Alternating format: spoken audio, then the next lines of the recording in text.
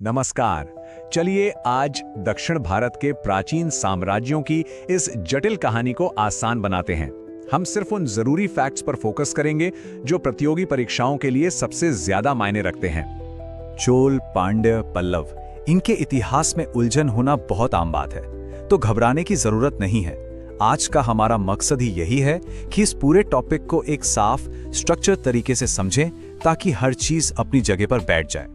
ठीक है, तो ये रहा आज का हमारा रोड मैप। सबसे पहले हम एक टाइमलाइन सेट करेंगे, फिर संगम साहित्य के शानदार युग में चलेंगे। उसके बाद देखेंगे बड़े बड़े राजाओं और उनकी जीतों को, फिर उनकी कमाल की कला और वास्तुकला, और आखिर में चोल प्रशासन के उस जीनियस सिस्टम को समझेंगे। तो सबसे पहली बात, चलिए इन सभी साम्राज्यों को एक टाइमलाइन पर बिठाते हैं, क्योंकि ये समझना कि कौन कब था और किसके साथ था आगे की पूरी कहानी समझने के लिए बेहद जरूरी है। अब जरा इस टाइमलाइन पर गौर कीजिए। यहाँ कोई भी साम्राज्य बिल्कुल अलग थलग नहीं है, सब में एक ओवरलैप है ना? जैसे ही संगम काल खत्म होता है, पल्लव उभरते हैं और फिर चोल सत्ता में आते हैं। इसका मतलब सदियों तक टकराव तो चला, लेकिन साथ ही साथ कल्चर का एक जबरदस्त लेन देन भी हुआ। चलिए इस फ्रेमवर्क को दिमाग में रखकर आगे बढ़ते हैं। ठीक है, टाइमलाइन सेट हो गई। अब आते हैं उस दौर की साहित्यिक नींव पर, यानी संगम साहित्य। अच्छा, ये इतना महत्वपूर्ण क्यों है? क्योंकि ये उस दौर को समझने के लिए हमारे पास सबसे बड़े स्रोतों में से एक है, और हाँ, परीक्षाओं का तो ये पसंदीदा टॉपिक है ही। तो ये संगम आखिर है क्या, इसको समझना जरूरी है। जब हम संगम बोलते हैं तो सोचिए कि तमिल कवियों की बड़ी बड़ी सभाएं या अकेडमियां होती थीं। ये एकदम जीवंत बौद्धिक केंद्र थे, जहां से उस दौर के कुछ सबसे महान साहित्यिक काम निकल कर आए। यहां जरूरी डिटेल्स पर ध्यान देना है। इतिहास में 3 संगम हुए थे। पहला और तीसरा दोनों मदुरै में हुए और दूसरा कपाटपुरम में। ये जगहें और इनके अध्यक्ष, ये सीधे सीधे फैक्ट्स हैं जो एग्जाम में पूछे जाते हैं, इसलिए इन्हें याद रखना ही है। चलिए अब देखते हैं इस दौर के 3 साहित्यिक हीरे। पहला तोलकाप्पियम। ये सिर्फ व्याकरण की किताब नहीं है, बल्कि सबसे पुराना तमिल ग्रंथ है जो आज भी मौजूद है। फिर है तिरुकुराल, नैतिकता और राजनीति पर एक मास्टरपीस, और शिलाप्पादिकारम, एक बेहद मार्मिक महाकाव्य। इन किताबों को उनके लेखकों से मैच करना ये एग्जाम का एक क्लासिक सवाल है। तो साहित्य से आगे बढ़ते हैं और अब बात करते हैं उन शक्तिशाली राजाओं और उनकी सैन्य जीतों की, जिन्होंने दक्षिण भारत का पूरा नक्शा ही बदल दिया था। यहाँ हमारे सामने है चोल साम्राज्य की एक शानदार पिता पुत्र की जोड़ी। राजराजा प्रथम को एक निर्माता, एक आर्किटेक्ट की तरह देखिए। उन्होंने एक शक्तिशाली नौसेना बनाई, उत्तरी श्रीलंका को जीता।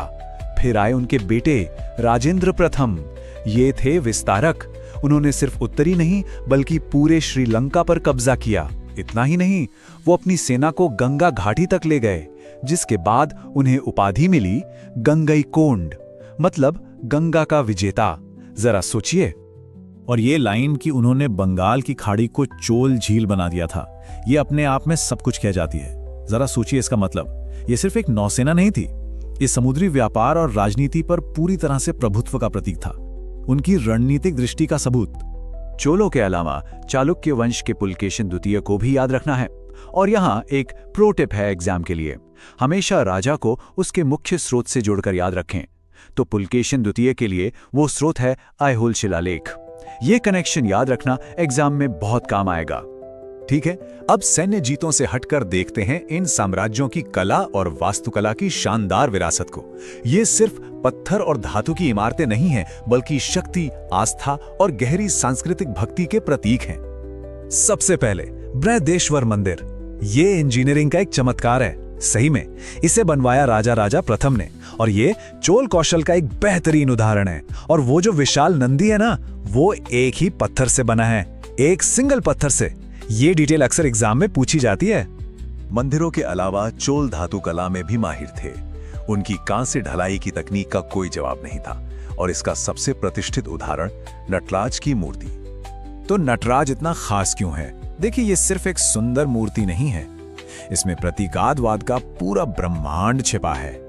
ये भगवान शिव को ब्रह्मांडीय नर्तक के रूप में दिखाता है, जो सृष्टि और विनाश के चक्र को संतुलित कर रहे हैं।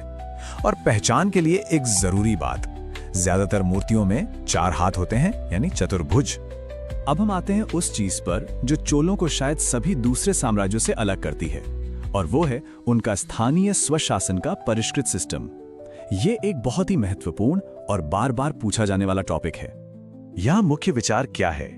ज्यादातर राज्यों में आमतौर पर केंद्रीकृत नियंत्रण होता था, लेकिन चोलों की प्रतिभा विकेंद्रीकरण में थी। उन्होंने गांवों को अपने मामले खुद संभालने की काफी आजादी दी, जो उस जमाने के हिसाब से एक बहुत ही उन्नत प्रणाली थी। लेकिन हमें इस कमाल के सिस्टम के बारे में पता कैसे चला? इसका जवाब है उत्तर मेरू शिलालेख से। यह शिलालेख हमें इस बात का ठोस पुरातात्विक सबूत देता है कि यह ग्राम सभा प्रणाली आखिर काम कैसे करती थी। इस शिलालेख का नाम याद रखना बहुत जरूरी है। और देखिए यह सिस्टम कितना संगठित था। प्रशासन को अलग अलग समितियों या वारियम में बांटा गया था, जैसे बगीचों के लिए तोट्टवारियम, पानी के प्रबंधन के लिए एरीवारियम, जो बहुत महत्वपूर्ण था, और सोने और वित्त के लिए पौनवारियम। मतलब उस समय के हिसाब से एक बेहद परिष्कृत नौकरशाही संरचना। तो ठीक है, अब सब कुछ समेटते हैं। अगर इस पूरी चर्चा से सिर्फ 5 बातें याद रखनी हो तो वो ये हैं। नंबर 1, चोल प्रशासन और उत्तर मेरूर शिलालेख। नंबर 2, राजेंद्र प्रथम की उपाधियां गंगईकोंड और चोल झील। नंबर 3, कला में नटराज और बृहदेश्वर मंदिर।